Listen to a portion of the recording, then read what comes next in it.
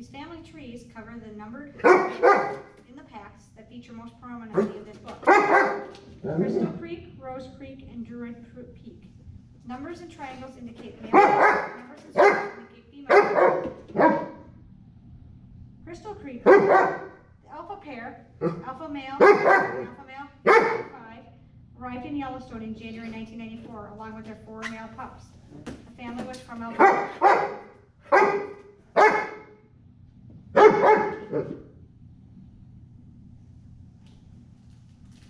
A mother and daughter, 9 and 7, arrived in Yellowstone in January 1995 and were introduced to lone male wolf 10. The 3 wolves were all 9 and 10 formed a pair, and the first female of the first pack to be formed, the Leopold pack. Wolf 2 from the Crystal Creek pack to become the pack's first alpha male. In addition to the 5 pups identified by the number of the family club, the litter in 1995 had 3 more pups. Druid Peak Pack. A mother, 39, and her daughter, 40, 41, and 42, arrived in Yellowstone in January 1996 and were introduced to lone male wolf 38. All 5 wolves were from British Columbia. Later that year, the 5 druids were joined by the younger male, 31, who was thought to have come from the same pack in British Columbia as their alpha male 38. Although 38 and 39 were alpha pair, they did not produce any pups together. Wolf 38 did produce pups with 2 of 39's daughter, 41 and 42. Wolf 163 was born into this pack in 1998. His mother was later. To find out what it was, you need to read on.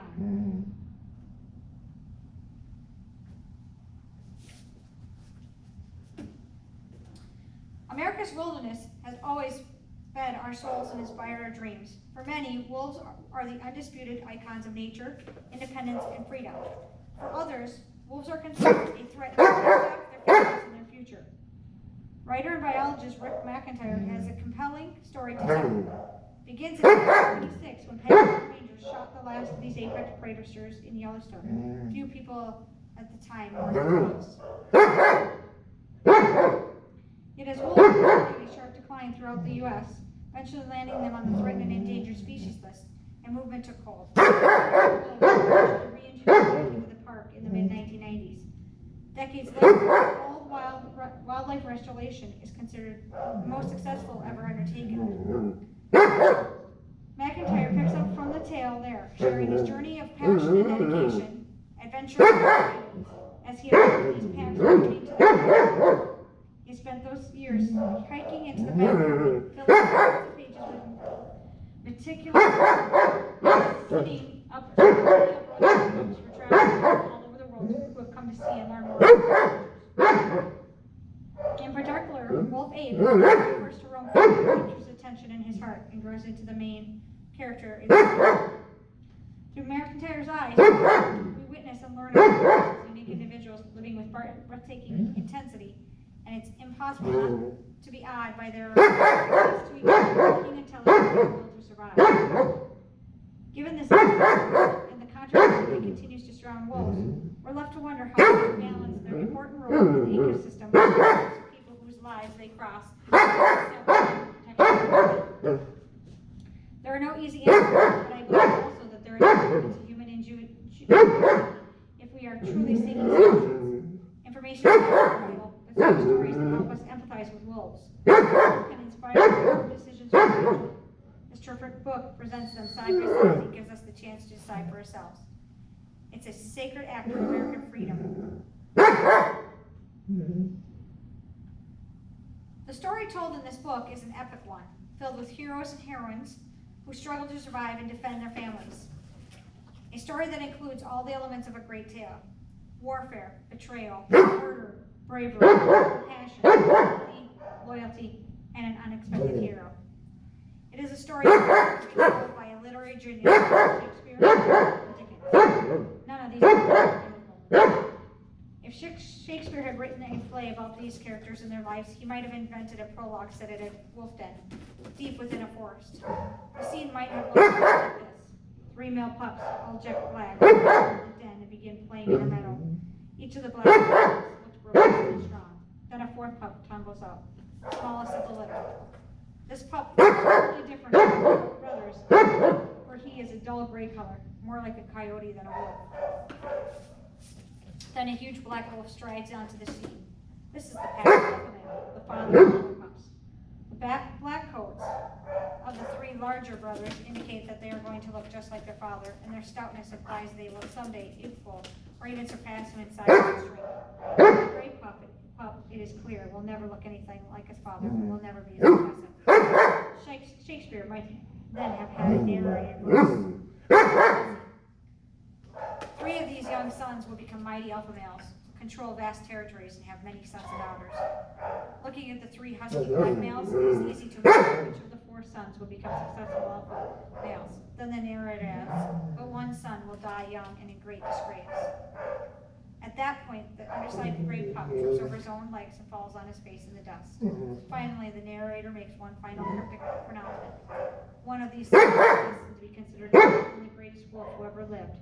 This book will tell the story of two wolves, the greatest wolf who ever lived and the one that was greater than him.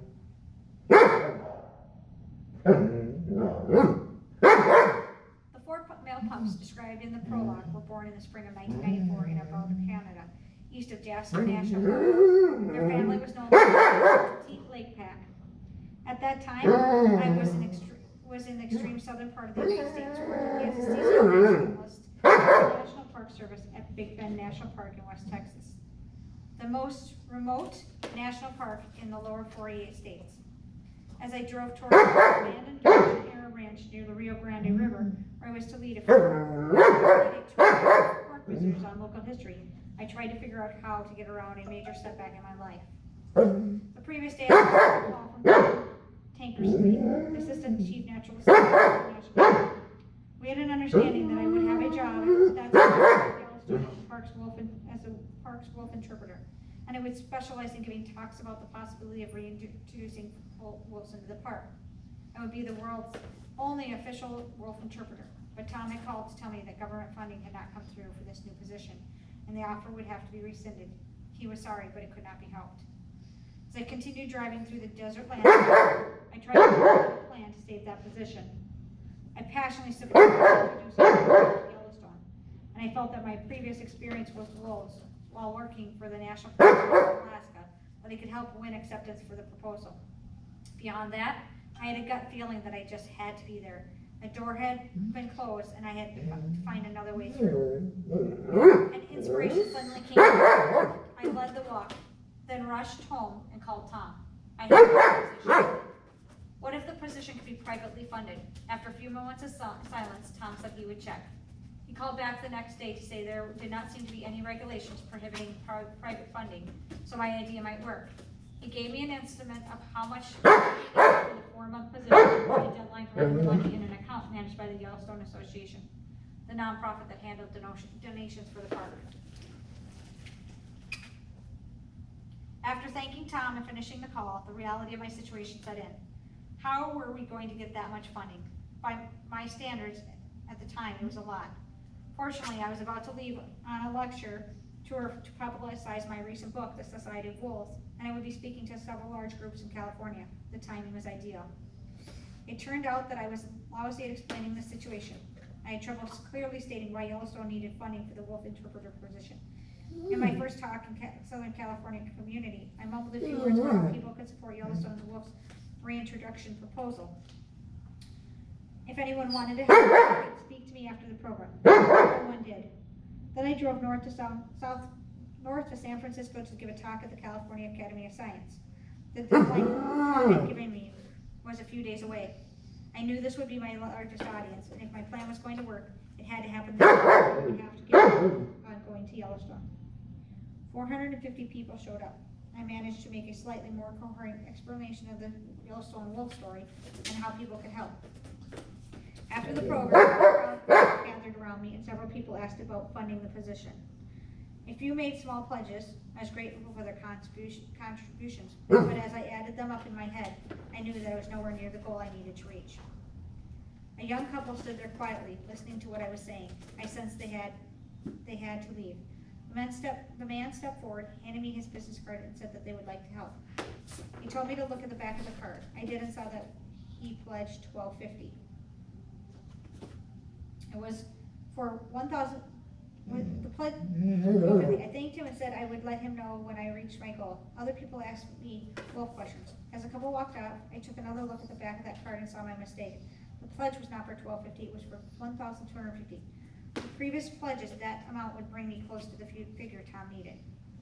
That was the moment I knew the Yellowstone job was going to happen. I excused myself from the people gathered around me and ran off to find the couple. They were still nearby. Feeling somewhat awkward, I asked if I had read the back of the card correctly. The man, Gary, modestly told me I had. He introduced me to his companion, Trish. We talked about wolves and Yellowstone, and I thanked them for their generosity. The next day I called Tom and told him we had enough funding for the job.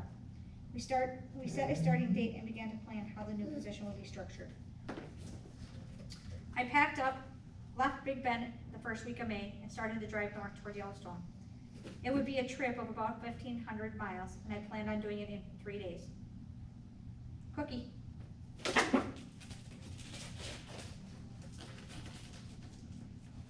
As I drove through hundreds of miles of west countryside towards New Mexico, I had plenty of time to think about how events in my life had led to this new assignment.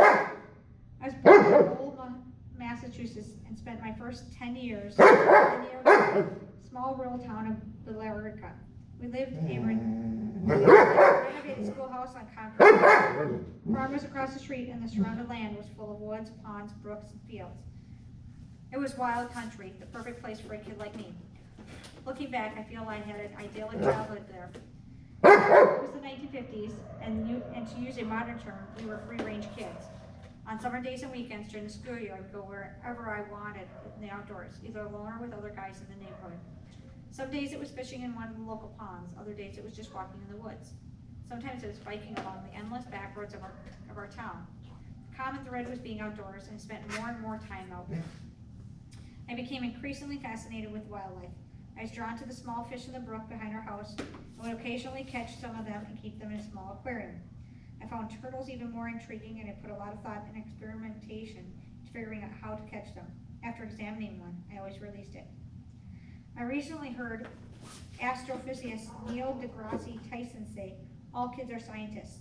That triggered a memory of something I did back then.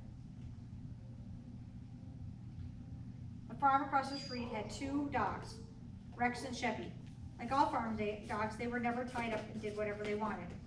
I noticed that most mornings Sheppy would walk off in the woods and come back late in the day, just like I often did. I wondered what he was doing out there, so one morning when I saw him set out, I followed him and watched as he wandered through the woods and fields, investigating various scent trails. He was exploring the country, much as I was. We were kindred spirits. That day was a preview of how I would eventually study wolves in Alaska and Yellowstone many decades later. After finishing college as a forestry major at the University of Massachusetts, I got a job in Alaska at Mount McKinley National Park and was stationed 66 miles out on the park road at Yellowstone Visitor Center. The mountain was eventually renamed Denali, its original Native American name, and the park name was changed as well. But when I arrived there, they were both still called McKinley. Yellowstone was built on the Arctic tundra at a location with a commanding view of the 20,320-foot then Mount McKinley, the highest peak in North America. The interior of the visitor center had displays on mountaineering, geology, wildlife, and the tundra vegetation. But the view was the main attraction. My duties included conducting nature walks out on the tundra, leading half-day hikes, and giving evening campfire talks at Wonder Lake Campground. That campground offered a close view of McKinley and is one of the most spectacular viewpoints in the entire national park system. Visitors to McKinley were always especially taken with the park's large population of grizzlies, and I felt the same way. That summer I watched every bird I saw until it went out of sight.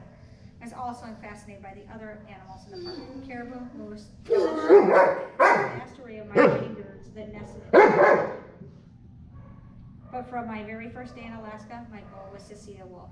At that time in McKinley, they were rarely seen. Cookie. All done.